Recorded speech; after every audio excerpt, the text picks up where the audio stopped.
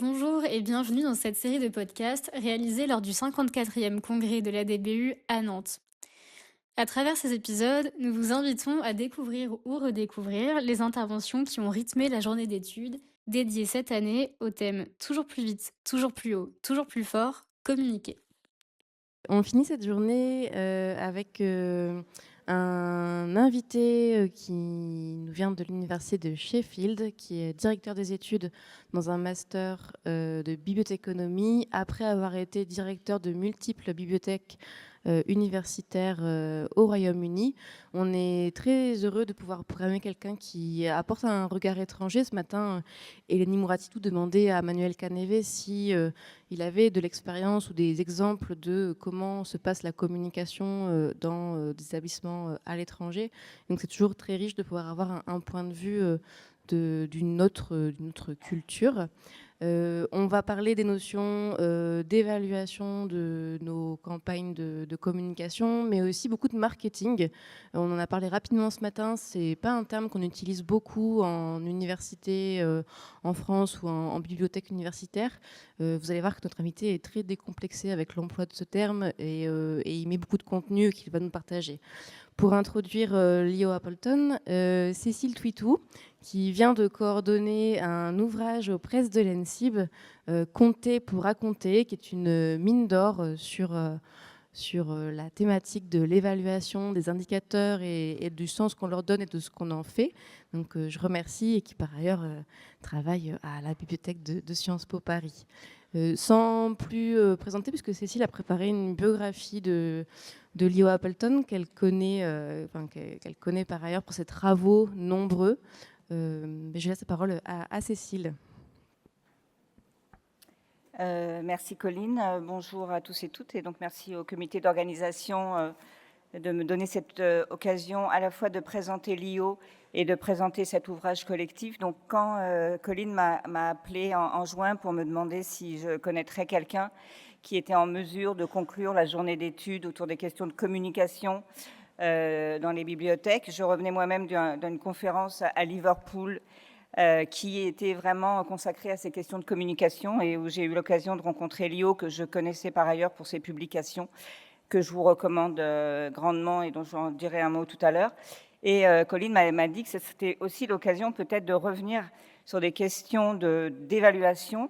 Donc moi, je ne suis pas du tout une experte en communication, mais je crois qu'il y a, comme le disait ce matin Manuel Canevet, il y a une comment dire, il est vertueux, il est enrichissant, il est éclairant de pouvoir nourrir une communication sur des chiffres. Après, voilà, il y a un peu deux écoles, l'école de l'intuition et l'école de la donnée.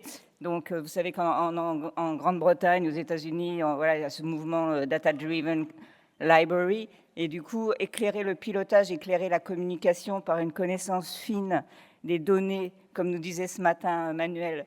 Bref, en l'écoutant, parce que ces questions de segmentation de public, de connaissance des publics, de connaissance de l'activité, c'est vraiment ce qui nourrit cette démarche marketing que moi j'ai voilà, que j'ai réussi un petit peu à mener tout au long de cette carrière, puisqu'il y a un moment dans les années 2000 où le marketing en bibliothèque était très populaire. Et donc l'idée, et c'est aussi, je mets ma casquette aussi de commission CN 46-8 de l'AFNOR, où on a 3 normes qui nous permettent d'avoir des bonnes pratiques sur comment on collecte de la donnée à la fois statistique sur l'activité, qui est vraiment le niveau zéro, un peu de la gestion courante de nos bibliothèques, de données de performance qui nous permettent aussi d'évaluer les processus et éventuellement de communiquer sur nos processus, mais surtout une nouvelle norme qui est la 16439 sur les données de l'impact. Et donc collecter des données sur l'impact de nos bibliothèques, pour quel public, et c'est quelque chose effectivement qui peut nourrir vraiment une communication extrêmement ciblée et qui permet à la fois d'avoir une bonne connaissance de nos publics, de ce qu'ils font, de ce qu'ils ne font pas, et l'effet transformant de la bibliothèque. Et en fait, quand on parle de communication, c'est vrai que pour avoir été dans plusieurs établissements, on a ce défaut, mais peut-être dans chaque profession, d'être hyper bibliocentré, mais voilà, c'est le propre de chaque profession, d'avoir ces biais énormes en pensant que tout le monde sait ce qu'on fait et en pensant que tout le monde sait ce qu'on offre. Or, chaque fois qu'on fait des enquêtes, et grâce à Marc, que je salue. On a vraiment la possibilité à Sciences Po Paris de faire énormément d'enquêtes et du coup, on a vraiment un feedback en continu sur qui vient pas, qu'est-ce que les gens font, qu'est-ce qu'ils lisent pas. Et du coup, on a à la fois sur nos publics, un peu moins sur les non-publics, mais sur nos publics, un tas de données qui nous permettent de dessiner le succès de la bibliothèque et le succès de notre offre de service, et à contrario, ce qui marche moins et sur lequel on peut peut-être communiquer. Ce qui est toujours troublant quand on fait des enquêtes, c'est que quand on soumet une liste de services offerts à nos usagers, eh ben, on voit que beaucoup de services ne sont pas connus. Et du coup, je vais avancer sur cet ouvrage. Cet ouvrage, c'était dans l'idée de dire, beaucoup de gens font des enquêtes, mais en fait, avant de mener l'enquête, il y a déjà des tas d'infos qu'on a et qui permettent d'asseoir une communication qui s'appuie sur la donnée. Et du coup, voilà, c'est cet ouvrage, donc une quinzaine d'auteurs, vraiment BM, BU, bibliothèque départementale, qui essayent, comme une espèce de chronologie qui part de l'analyse des besoins, des territoires, de l'analyse des publics, et en fonction de ses propres publics, qui permet de dimensionner une offre qui soit à la mesure des besoins de ces publics. Et donc, on ne peut pas communiquer si on ne sait pas décliner une offre qui est vraiment adaptée. Et cette question de l'adaptation de l'offre aux besoins, les données, même si elles ne sont pas universelles et que j'ai aucun fétichisme de la donnée, elles permettent quand même de faire une proposition objective des besoins. Et bon, là, on a appris tout récemment la mort de l'IPQUAL, mais en tout cas, il y avait des enquêtes qui permettaient à la fois de mesurer les besoins et de mesurer la qualité perçue. Et c'est un peu dommage, du coup, on a d'autres moyens pour mesurer tout ça. Donc, ce que je voulais vous dire, c'est que aucun fétichisme de la donnée. Et Nathalie Clos, dans cet ouvrage, elle fait une contribution très drôle et en même temps tellement pertinente sur les ordres de grandeur. Donc, c'est une sorte de petit conte que je vous invite à lire. Et du coup, elle nous dit qu'il faut garder vraiment en tête, même si on s'appuie sur les chiffres et les données d'activité qui sont vraiment quand même une nourriture essentielle pour le gestionnaire de service ou de l'établissement pour savoir comment tout ça fonctionne. Pour autant, tout ce qui compte n'est pas facile à compter. Et du coup, sur le stand de l'ADBU, Nathalie vous invite à inventer des indicateurs qui permettent vraiment de mesurer l'impact de la bibliothèque. Et donc, je vais vous en citer quelques-uns particulièrement drôles, mais qui sont au-delà de la blague, qui reflètent vraiment de ce qu'est la bibliothèque pour nos usagers. Et tout à l'heure, notre VP étudiant a vraiment fait une remarque qui est essentielle et qu'on ne doit jamais oublier, c'est que la bibliothèque, c'est d'abord un espace où des corps se déplacent. Et donc, des corps ont besoin de s'asseoir, ont besoin de boire, ont besoin d'aller aux toilettes. Et du coup, des indicateurs autour de cette vie des corps dans les espaces et du confort, c'est peut-être un peu la base de cette pyramide de Maslow qu'on va mesurer. Et donc, Nathalie me disait que dans ce petit concours où vous pouvez faire des propositions d'indicateurs, certains vraiment, je ne sais pas qui les a proposés, mais on peut mesurer par exemple le nombre de crushs à la bibliothèque. Donc, à la bibliothèque de Sciences Po, on a beaucoup de politiques éminents qui se sont rencontrés et qui ont fait carrière. C'est une manière aussi de montrer que cet espace, on l'a dit tout à l'heure, un des seuls espaces dans l'université où on croise d'autres étudiants, d'autres disciplines, etc. Donc, un lieu quand même de la rencontre et du vivre ensemble. Aussi, des indicateurs assez drôles comme les objets perdus. En fait, les objets perdus, c'est un peu les traces à la Pérègue de ce qu'on laisserait dans sa bibliothèque. Donc, nous, on a beaucoup de gourdes, mais on a aussi beaucoup de chargeurs. Donc, voilà, les étudiants sont à la recherche désespérée de chargeurs. Et donc, tous ces éléments de données qui sont au-delà des normes, au-delà des normes d'activité, etc., sont aussi des indicateurs qui nous racontent l'histoire de la bibliothèque, l'histoire des besoins des gens qui y vivent. Et donc, ces indicateurs sont vraiment infinis et nous permettent aussi, ce sont comme des signaux faibles qui nous permettent de deviner l'avenir des bibliothèques, au-delà des livres qu'on n'oublie plus trop, parce que peut-être que les séjours ne se font pas autour de la consultation de livres, mais d'autres objets qu'on oublie et qui nous disent aussi ce qu'est actuellement, aujourd'hui en 2025, le fait de venir étudier en bibliothèque. Et voilà, pour ce qui est de la donnée. Donc le temps est extrêmement compté. Je vais très rapidement vous dire que finalement, toutes ces données, c'était quand même, pour faire le lien avec la journée, du matériau brut pour nourrir la communication, comme le disait Manuel ce matin. La communication, elle n'est pas hors sol. La bibliothèque de l'université A n'équivaut pas à la bibliothèque de l'université B.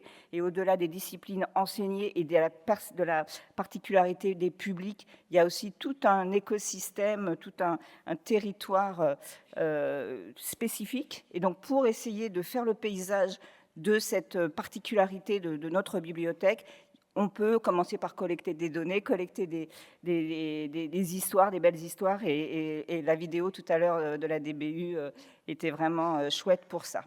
Donc, voilà, c'est un petit topo. Et donc, je vais passer maintenant la parole à Lio, qui est vraiment un expert en évaluation et en marketing et en management des bibliothèques. Donc, Lio Appleton, après avoir été diplômé de l'université de Northumbria, a commencé une carrière en bibliothèque où il a été directeur de grands établissements à Londres et à Liverpool pendant de nombreuses années. Et depuis quelques années, depuis 5 ans, je crois maintenant, il est responsable, donc, comme l'a dit Coline, d'un master. Et donc, il a fait plusieurs publications, de nombreuses publications qui sont beaucoup en ligne que j'ai pu lire et que je vous invite à lire. Et il a consacré sa thèse au rôle politique des bibliothèques dans la sphère publique. Et donc, ça aussi, ça nous fait rêver de lire cette publication. Et donc, Lio, je t'invite à la tribune. Merci beaucoup, Cécile, pour la présentation et pour l'invitation au congrès. C'est un plaisir d'être ici. Malheureusement, c'est tout le français que je connais. Et il faut que je parle en anglais. Je ne parle pas très bien français. Et aussi, mon accent français est terrible. Donc, il sera plus facile pour vous de me comprendre si je parle en anglais. So I shall speak in English. Thank you all very much for having me and inviting me. As Cecilia said, I'm Leo Appleton, Director of Education in the School of Information, Journalism and Communication at the University of Sheffield. A little bit more about me, just so they're my credentials for why I've been asked to come and speak to you. I also run the programmes, the MA in Librarianship, MA in Library and Information Services Management.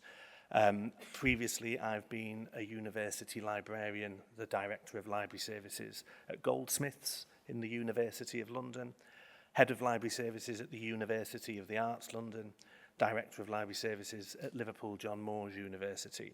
And throughout all that time, I'm also still the Editor-in-Chief of the New Review of Academic Librarianship.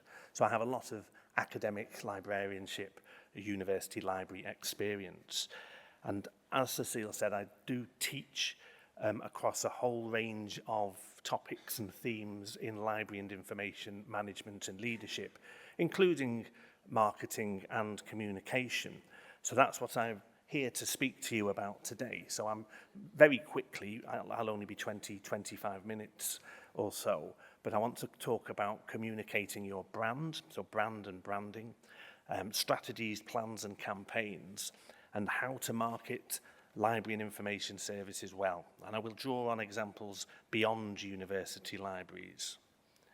So the issue around marketing libraries well is that we as librarians spend 99% of our time building wonderful collections, developing wonderful services that our users want, but only about 1% of our time telling people about them. And even when we tell people about them, we don't always get it right. So too much of our marketing focuses on 3 specific groups, all of which I would regard as low value in marketing terms. The super fans, they're the people who will use our library anyway. The actively hostile, the people who don't want to use our library and probably never will, but we still market towards them. And other librarians. We're all here talking about communicating our libraries well. So in brief, a lot of library marketing lacks focus and sufficient ambition.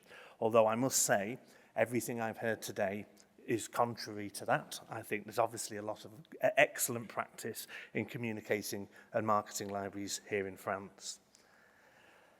So some marketing definitions. very quickly the process or technique of promoting, selling or distributing a product or service, the science and art of exploring, creating and delivering value to satisfy the needs of a target market at a profit. So there's a commercial definition of marketing. Marketing goes beyond trying to get people to use your library. It's a concerted effort to articulate your value. So value of the library service comes out here.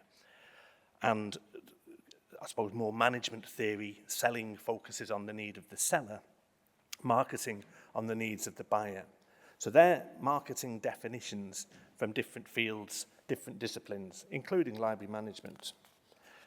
But I think my summary of all of them is telling the right people at the right time, in the right way, about what we have that they need. And that's, I think, that's quite a simplistic definition of marketing, but it works for me now, and it worked for me as a library director. The thing to bear in mind is marketing isn't just logos or promotion or advertising or posters or social media, Instagram, or a press release. It's much more than that. It's an ongoing conversation with your target audience, which combines promotion, publicity, public relations, and advertising in an ongoing and strategic way. And strategic's all important there. To put it simply, marketing is the act of letting others know what you do and why it should matter to them. So I always like to start with brand and branding. So branding, and we've heard about brand today and branding. Branding is the process of building a coherent and distinct pattern of associations in the mind of your target audience. Too often, branding is wrongly associated with much more limited objectives, things like logos and posters and design. For example, logos and visual identity standards, whilst they are key tools for branding, they alone don't create the brand. And today, brands are built by great products and services, first and foremost. And that's what you need to think about with your library service. It's no good having the best logo, the best posters, the best social media. The actual product has got to be excellent. And in a world of online reviews, good advertising and spin can't mitigate against bad experiences. So not everyone, but your target audience, the people who you are marketing towards, have to be really delighted and pleased with your service. And when you've got that, you've got an effective brand. So I'll put some logos on this slide and just ask you to think, what do these logos say to you? Behind each of those logos is a commercial organisation or a not-for-profit organisation, a public service. But those logos themselves, because they're big organisations, they'll instill a brand in you. You'll have a thought about what that brand actually means. And that's the question I would ask you. When your library users see the logo for your library, what do they think? What feelings does that evoke in them? Your brand is the perception of the organisation, the perception of your library, and its products and its services in people's minds. It's how people think and feel about who you are as an organisation, as a library, and what do you do. And branding is the process of trying to influence people's perceptions of your library and the way they think about your brand.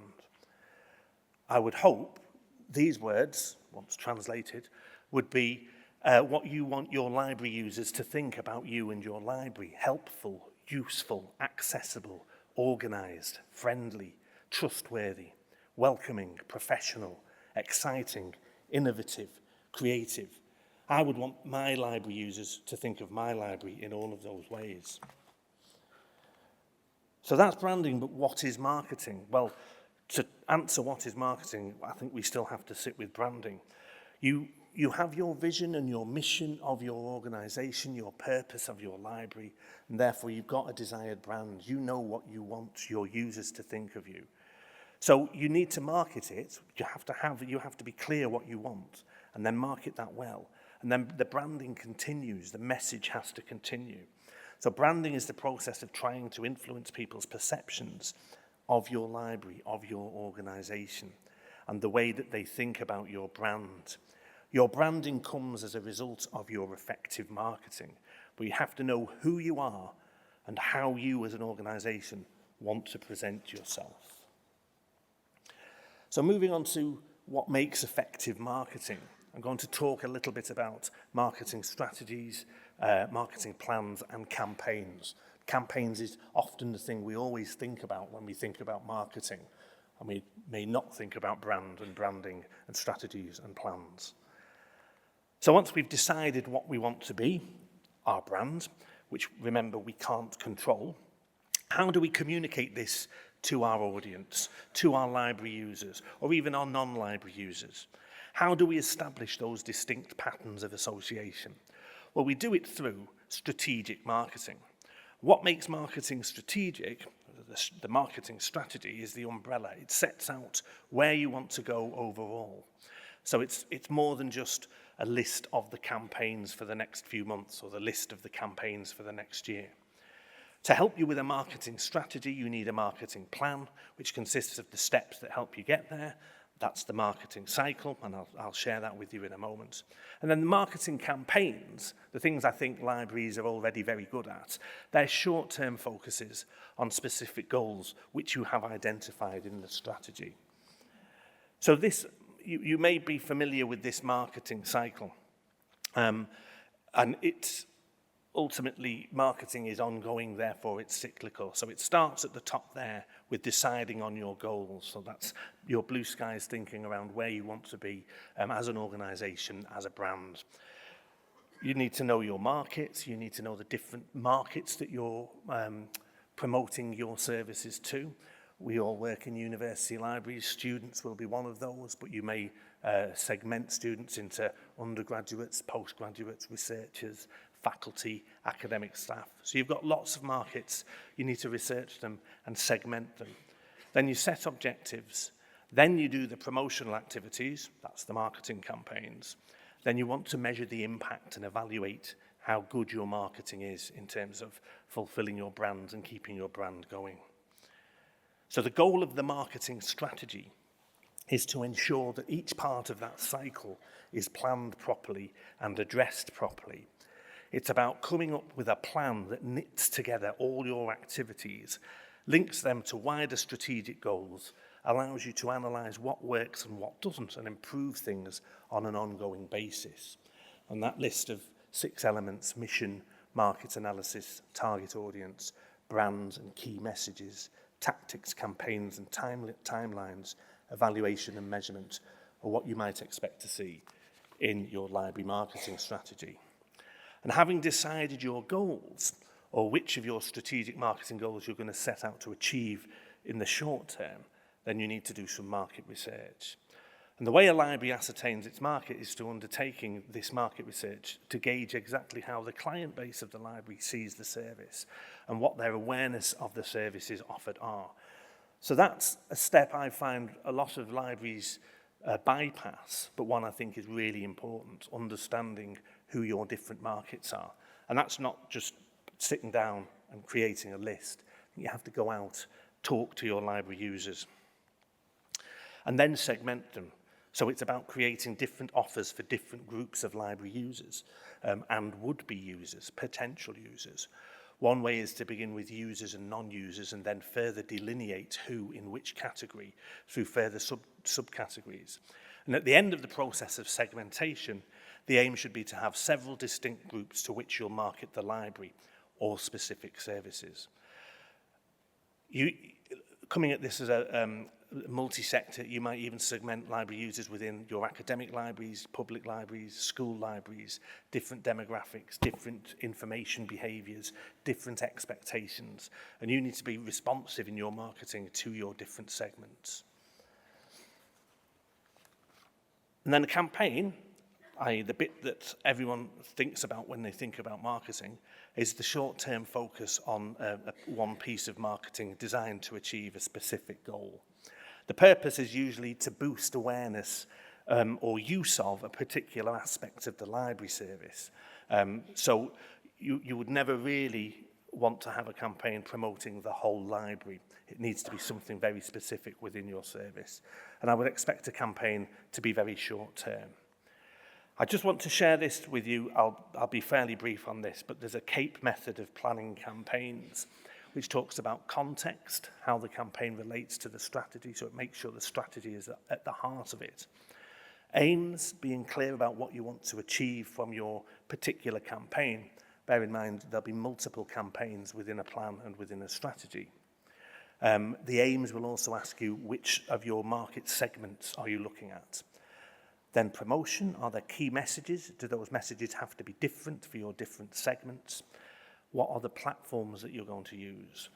And also which people are going to do which part of the marketing in the campaign. And then don't forget about evaluation. What are the outputs of the marketing? What do you want to achieve? There should be goals attached to your marketing campaign. And now I'm just going to share with you 3 or 4 examples of marketing campaigns which, to my knowledge, had been very successful. And they're across a variety of sectors, so they're not, I think there's only one university library example. The first one is a public library, a county council. And this campaign had a very small budget, but it had budgets allocated to it. But it had an aim to increase the usage of the library. It had a theme, escape, explore, discover. So you've got a strapline there. It had a slogan. It had a timeline, 1 month, coincide with National Libraries Day. And they were very clear about the tools and the platforms that they would use.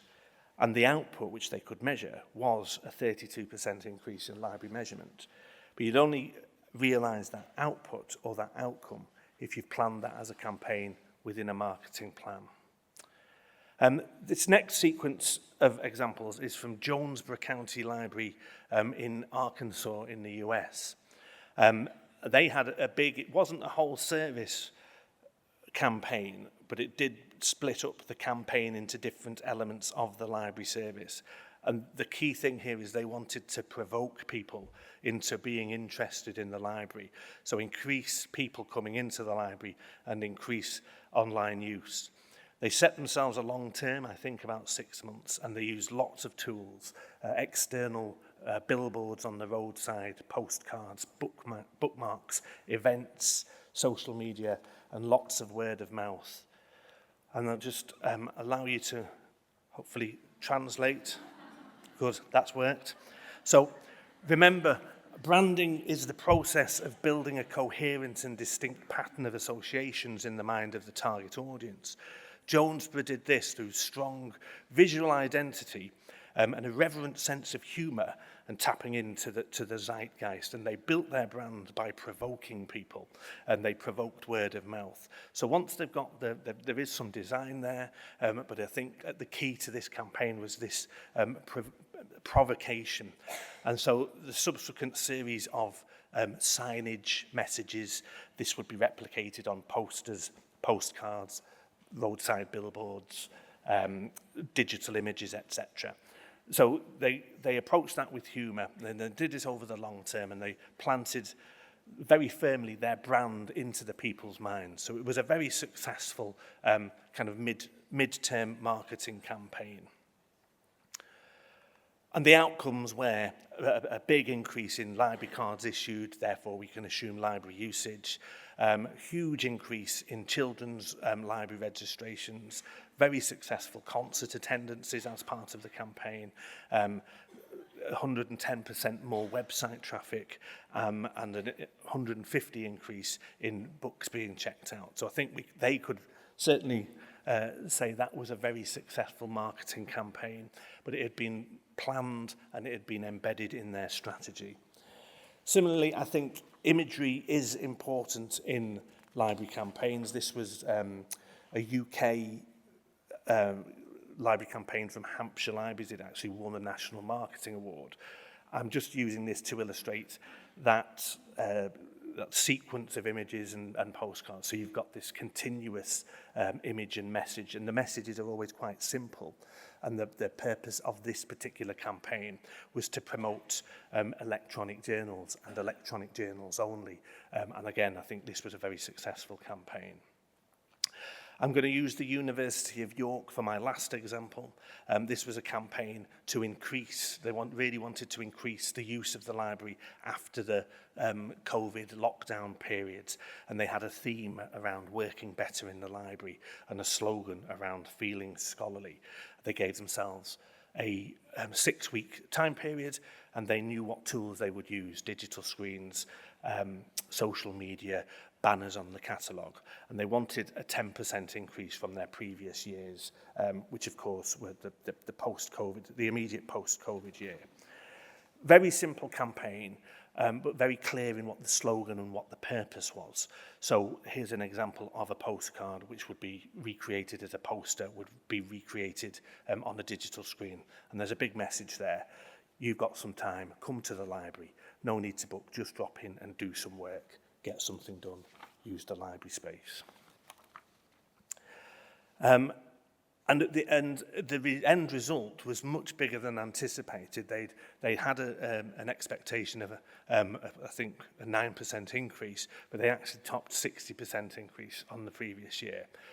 So again, a well-planned campaign, something you can measure the output of, an outcome on, I think is what we quite often neglect, I think, when we're talking about library marketing. So the things that the campaigns all had in common: specific aims which could be measured, themes, all of those were framed around the benefits of the library and not the features. And if nothing else today, take away that marketing needs to focus on the benefits of your library, not the features. They all had a specific time period, and they had the same message tailored across several different platforms, so people would see them more than once. So my tips for marketing libraries: well, keep it simple, keep those messages simple. Segment and tailor, so different messages for different user groups. Frame the message and use campaigns well. And an underpinning concept there is we're trying to convince our users, or people who don't use us, to change their behaviour or do something that they hadn't planned to do, even if it's just to come into the library, to use the library. So ask yourself, what would it take for you to have this effect? And I'm just going to go back to keep it simple. Quite often I see library and information services, because they are wonderful things. University libraries are so complex, sophisticated, many layers, lots of things happening: resources, staff support, education, training, study spaces, blended spaces, digital. And the instinct is to tell everybody about all the things that we have, where in actual fact your campaign needs to keep it simple. Just one thing at a time, with a clear message and a simple enough message to catch your users' attention. So ask yourself, when you're thinking about promoting everything that your library does, do you actually need to send this message out? Can we get rid of anything extraneous? Can we make the language easier to understand? Does the message need to be cascaded? So we've got all this stuff, but if we want to keep it simple, let's start thinking about, what do we really want to promote? Collections or support? Collections. Do we want to promote all our collections? No, we want to promote our electronic collections. Do we want to promote ebooks and e-journals and databases? No, let's keep it simple. It's just about ebooks, this campaign. And I think that's really hard for us to do, because we know how wonderful our libraries are in their entirety. So I'll just fairly quickly go through the remaining slides. I've already talked about segmenting, but it's essential to successful marketing. People need to know that you're speaking to them, not to the full remit of your user base. And you do that through segmentation. Segmentation is dividing your audience into smaller groups based on shared characteristics, demographics, where they live, their role within the organisation, their information behaviours. I've focused on library users as our students really so far, but your library users will be different types of student. They may be senior leadership in the university. They may be your peers in other departments. They'll certainly be your faculty and your researchers. So there's already several segments that you need to be wary of in your university environments. And when you've got your segments, you can tailor the message that you deliver to those segments. so that they each get a different version of the same thing, but it feels personal to them. It feels as though you're talking to them. Examples, this is based on behaviours, browsers, digital users, focused users. I always like to use this example from the Natural History Museum in London. A little bit of humour in their segments where they talk about cultured pleasure seekers, learned liberals, family-focused, older outdoors people, theme park purists, or TV junkies. So they've again, there are museum user behaviours behind each of them. And the Director of Public Engagement said that while segments that have children will remain core to the museum and will continue to concentrate programming and communications towards them, cultured pleasure seekers and learned liberals without children offer the greatest opportunity for growth, and they've developed activities specifically towards these markets. And I just wanted to use that as an example because it just shows how you can be creative with your thinking when you're talking about the segments of your library users. And then be sure to frame the message. I'll reiterate that, focus on benefits, not features. If we only focus on the features of our library, no matter how good they are, there's a danger of it just becoming white noise and you'll blend in. You don't want to blend in. You want a strong call to action. So the benefit, get the article you need in under 24 hours, put in an interlending request. Benefits, I'll just go down to the table there because, again, it's marketing the service, not the product. That's the benefits, not the features.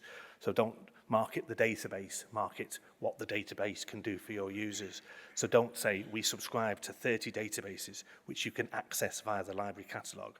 What you should be saying is what the benefit is. We provide you with information that you can't get anywhere else. You might have a feature, we've got developing information literacy training, but actually what you're really doing is saying, come to us and you'll be able to find high quality, credible information online quickly and easily. And when you do this matters, the strength of the call to action also depends on the timing of the marketing. The time of the day matters when you're putting out messages. The timing of other messages around that matters. So marketing because you have something to say that your audience needs to hear, rather than because it's time to send out the newsletter because it's Friday afternoon. So timing is all about empathy. It's about knowing your users. It's about knowing your segment. And very quickly, tips for framing your message. Use an honest voice. Use your personality. That's part of your brand. Use humour if appropriate. We've seen some good examples. Be unexpected. Make people feel like insiders, that you're talking to them. I'll say it again. Focus on benefits rather than features, and focus on feelings rather than function. And that's all for me, really. We've covered brand and branding, strategies, plans and campaigns, how to do marketing well in 10 minutes. Key messages, keep it simple, segment, frame the message, marketing campaigns. The slides will be circulated. That's who I've referred to. But thank you very much for listening. Merci pour votre attention.